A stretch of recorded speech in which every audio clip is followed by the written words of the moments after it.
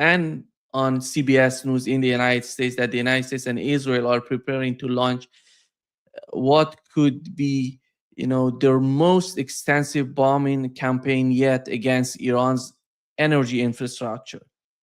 And the, if they're talking about Saturday and Sunday, they're going to do it tonight and tomorrow night, it seems. And how prepared is Iran for that? And what is the perception of Iran of this sort of attack if that happens? Well, the Iranians have prepared themselves for this situation, and they've said that they will destroy the uh, electrical power plants, the energy infrastructure of countries across the region in retaliation. And I think it's clear as day what will happen.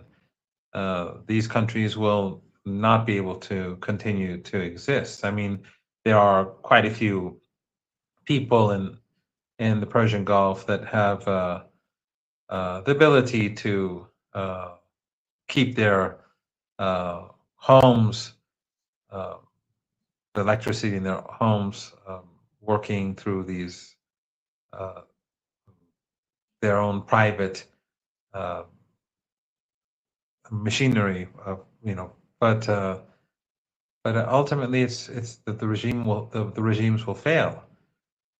There's no possibility that the Emirates will last if they don't have electricity or desalination plants. If they don't have desalination plants in Qatar or electricity, it's just not sustainable. Everyone will have to leave.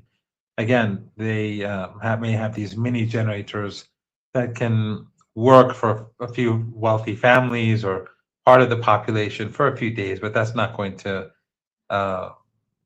be nearly adequate to sustain society. So people will have to leave. And then, more importantly, when Iran targets the oil and gas facilities, that will be the end of the exports from this region for the years to come.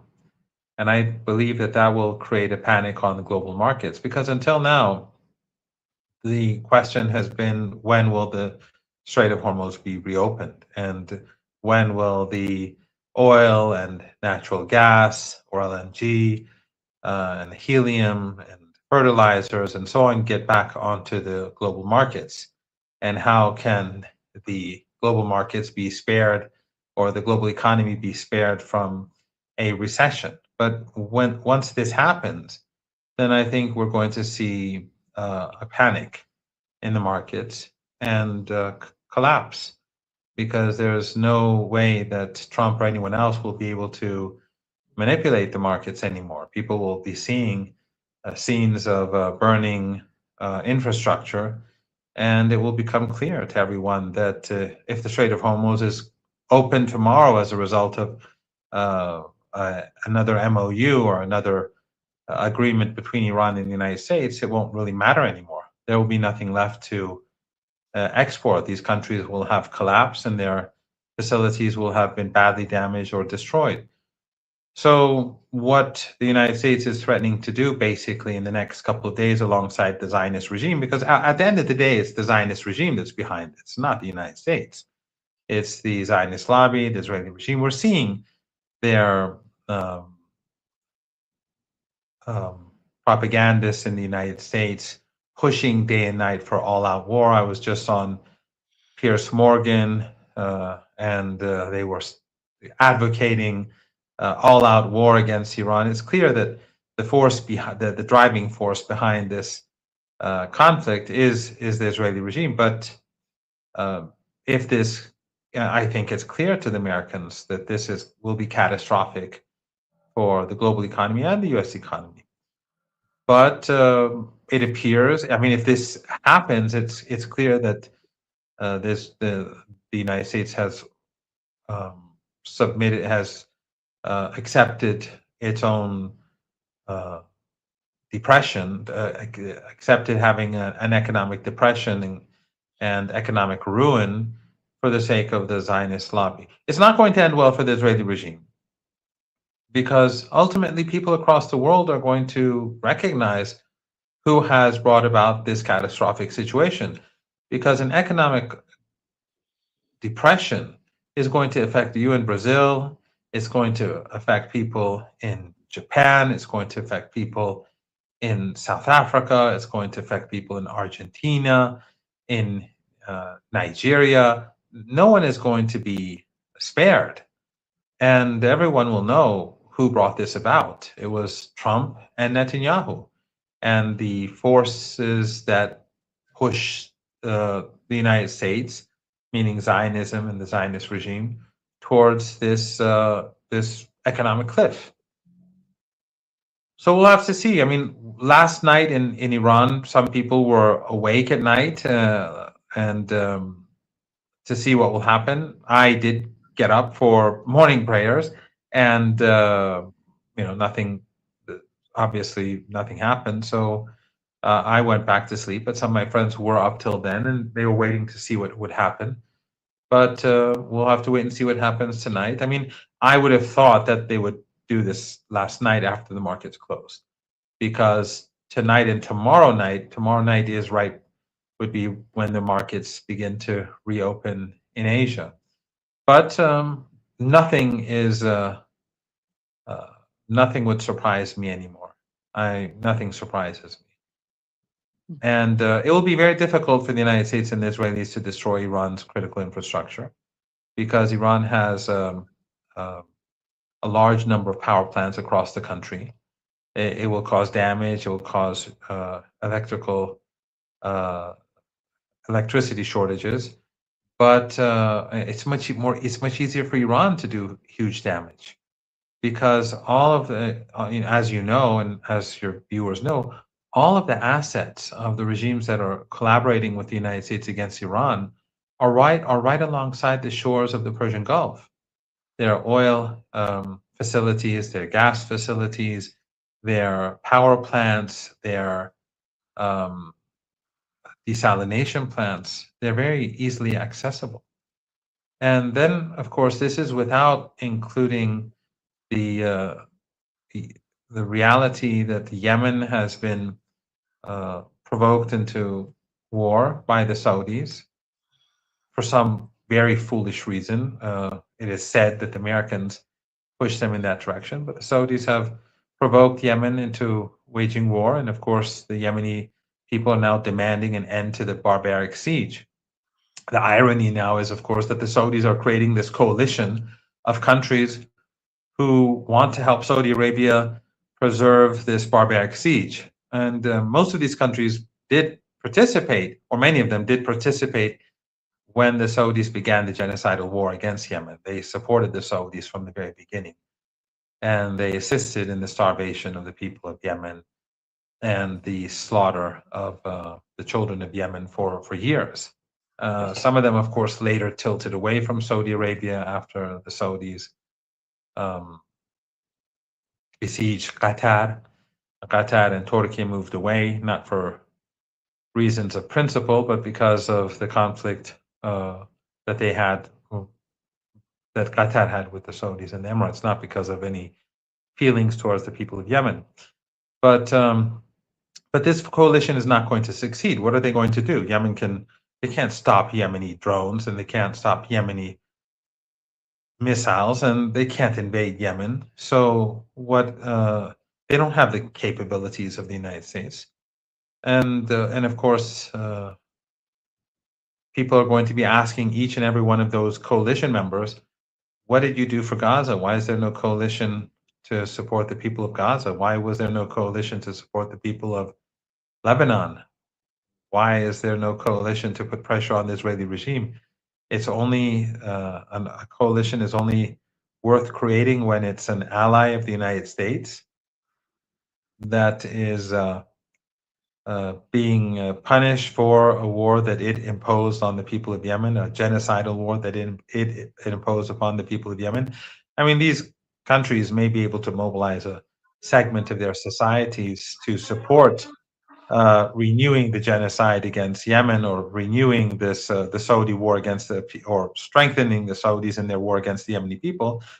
But a lot of people are going to become increasingly skeptical about those governments that participate. Now we'll have to see if anyone actually does, because the Saudis have announced this coalition, but it's not going to work. It's going to do is it's going to humiliate anyone who is seen assisting the Saudis against the besieged people in Yemen.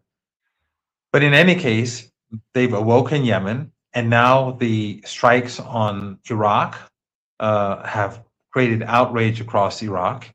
And the Iraqi resistance says they're going to punish the Saudis after Arba'in, after the 40th day, after the ceremonies marking the 40th day after the martyrdom of Imam Hussein, the grandson of the Holy Prophet. So uh, it's strange how Saudi Arabia brought this upon itself. First, bombing an international airport in Yemen, and then bombing Iraq, even though Yemen said very openly that we fired drones and missiles at Saudi Arabia. Saudi Arabia said, no, no, it wasn't Yemen. It was the resistance in Iraq. And the belief here in Iran is that the Saudis are blaming Iraq because they're afraid to confront Yemen. So they're like seeking some other entity to strike. And of course, most of the strikes were carried out by the Americans. But what they've succeeded in doing is angering the Iraqi people, especially near Arbain, where the people in Iraq are focused on commemorating the martyrdom of Imam Hussein, his struggle against the despot of his era in support of the press, and it makes people see the parallels. So this is not going to end well. If the United States attacks Iran and escalates, this will be catastrophic for the world economy. And I think many people just simply don't know what's about to hit if this happens. You mentioned the case of Iraq. Even we had the statement on the part of the Iraqi resistance, and they said we didn't do that. We didn't attack. We didn't use the drones against Saudi Arabia. But nobody seems to care in Saudi Arabia about what they're talking about. And the other point is the attacks on Egypt. 2 American ships were attacked in Egypt. They said New York Times came out with an article saying that Iran is behind this. Then we had Iranian foreign minister coming out and said, we didn't do this. We don't need to do this.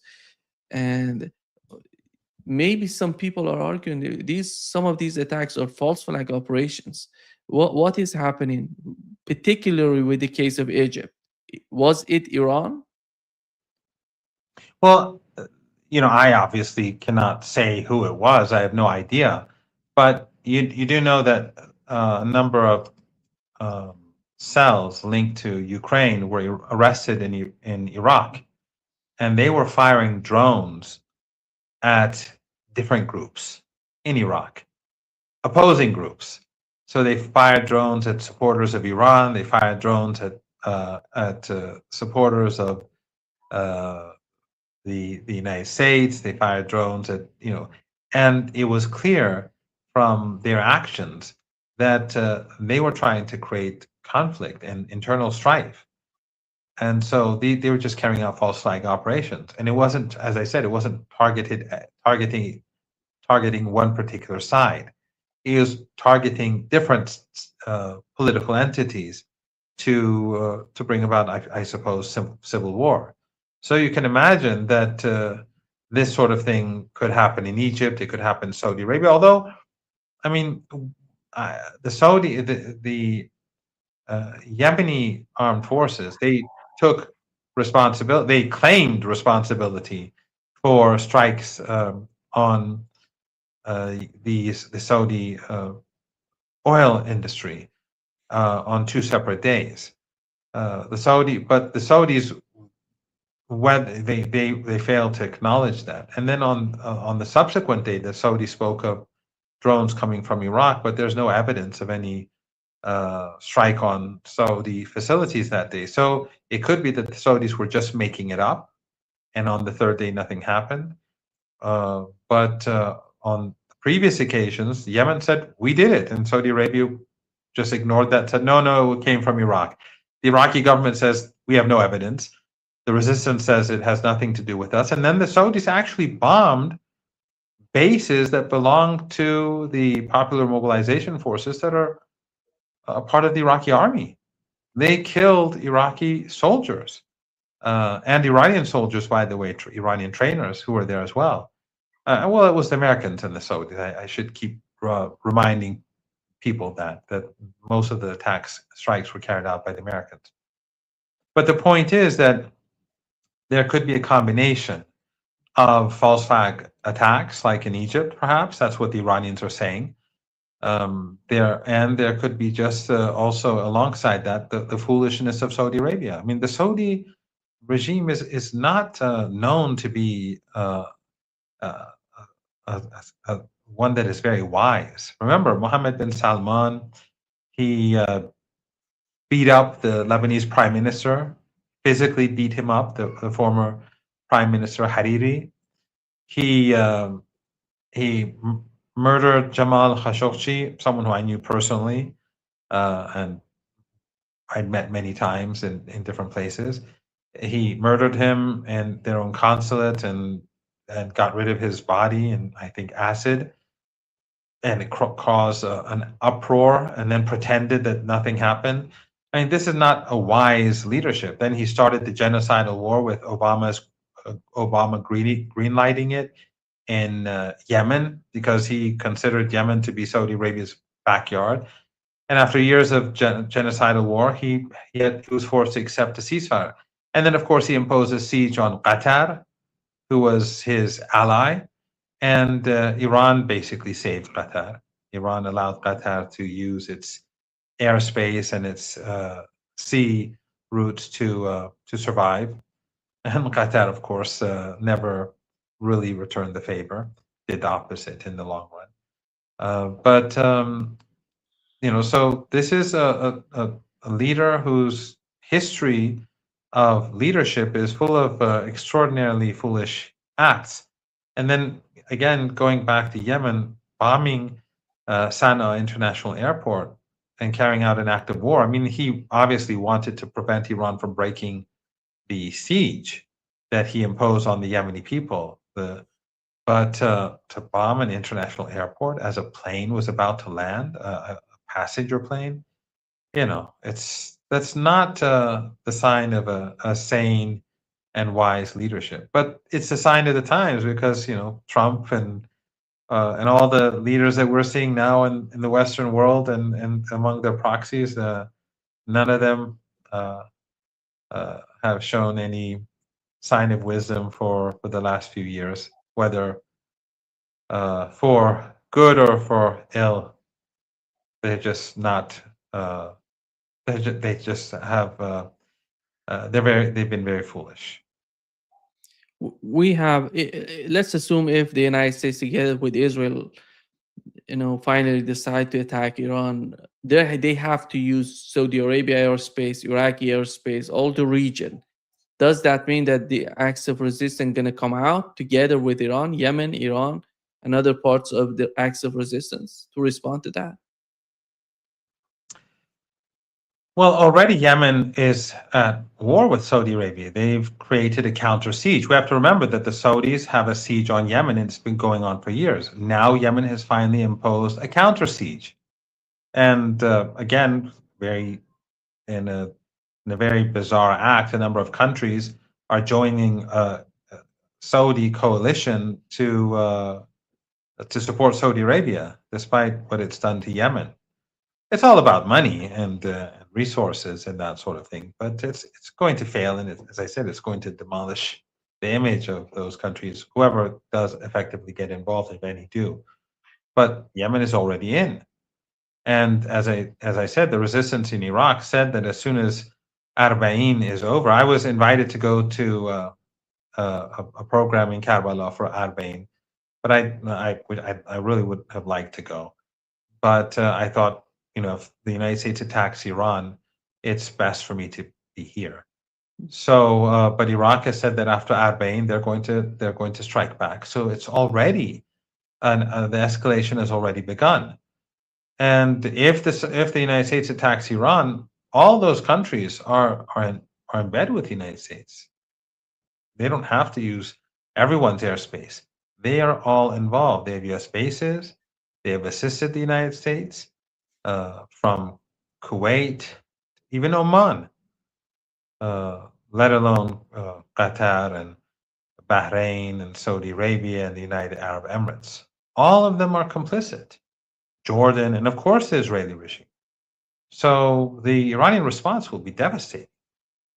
As I said, and then you have Iraq and Yemen, which are already in, and they're going to take advantage of that situation as well. This is not an outcome that will end well for the United States.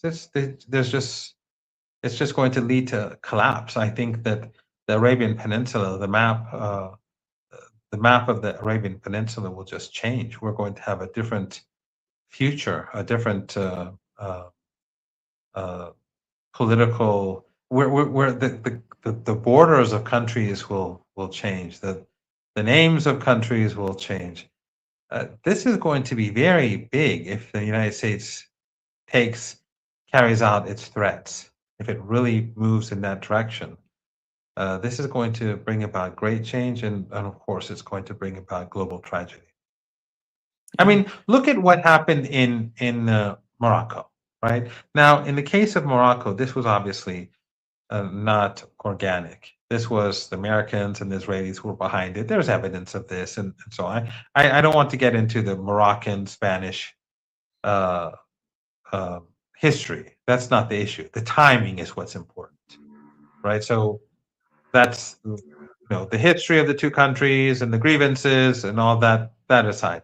The timing is it makes it clear, and the way in which this operation was carried out to send 50,000 people into Spain, Spanish territory, was of course well organized and well planned. Well, if the United States attacks Iran's critical infrastructure and Iran retaliates, which it will, and then we have global economic collapse because the markets will collapse, then what happens? I think you're going to see that sort of thing, but organic across the world.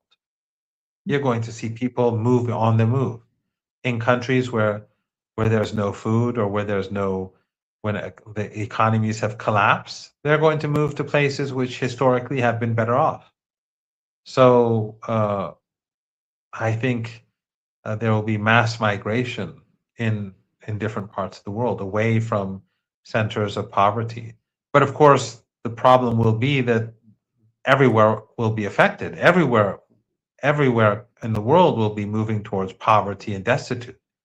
So this movement is going to create unbelievable tensions and misery in itself. Kuwaiti army said that Iran launched drone attacks and struck several places, including government facilities in the north, and as well as civilian vehicles belonging to one of the civilian companies on Bubian Island. The Bubian Island and the north, and these are locations that were used. The United States used to, for their HIMARS system. They were there, the attacks basically in the western part of Iran and the state of Khuzestan. And all of these cities, Behbahan, Ahvaz, Abadan, these cities were attacked by using these HIMARS and ATACMS from Kuwait. And what is the perception of the way that the United States is moving around their weapons in Kuwait? Well, the United States is moving its air defense systems from northern Iraq, and that I think is an admission of defeat, and that the continued Iranian strikes are only going to decimate U.S. capabilities further. And the same is true with Kuwait and across the Persian Gulf. Kuwait is one of the places where the Americans have stored a lot of equipment. And a lot of that equipment is to help the United States if it decides to carry out a land offensive against Iran and take islands or Hark Island, for example, or territory along mainland, if they choose to assault the mainland. So the Iranians, and of course Kuwait is deeply involved and assists the United States in carrying out not just airstrikes, but as you pointed out, missile strikes. So the Iranians are focusing on Kuwait. They've been focusing more on uh, Bahrain because of the large amount of American equipment there, Kuwait, and of course Oman or Jordan. Sorry, Jordan because of the U.S. Air Force and the capabilities that the United States has gathered there for a possible airstrike or series of airstrikes or air campaign against Iran. So these are the areas that the Iranians are focusing on. But again, have no doubt, if the United States escalates, the nature of the war will change. Iran will no longer be targeting U.S. assets or maybe a couple of Kuwaiti assets in the north. They'll be going for the electrical power plants. They'll be going for the uh, uh, refineries and the oil installations, and they'll destroy it all. And they'll destroy the ports. And and then of course there'll be the Iraqi resistance. That'll be an end to Kuwait. So right now, this is the Iranians are striking targets to prevent Americans from being able to wage war against Iran or to weaken the United States in its war against Iran. But if the United States chooses to target critical infrastructure, then everything changes. There won't be a Kuwait after Iran, after a few days, or yeah, I guess after a few days at most. I mean, if there is a sustained, campaign and they're targeting Iranian power plants and they take out Tehran's power plants, it's going to be inevitable. The Iranians will be unforgiving. I mean, the Iranians have shown enormous patience, Nima, and as you can see online, the biggest criticisms directed towards Iran are because Iran has been holding back, except for those who are, mercenaries for Saudi Arabia or the Emirates who support Saudi Arabia and the Emirates and Qatar. It's for money. You have them in our region, people who are on the payroll, people who will follow them, whatever they say. Uh, even though Saudi Arabia and these countries have carried out aggression against Iran, against Yemen, against Iraq, they will support Saudi Arabia because that's where the money comes from. But if you look at popular sentiment, it's clear where people stand across the region. No matter how hard governments in our region try to turn them against Iran and the resistance or against Yemen, it's not working. But in any case, if the Iranians have so far, people are criticizing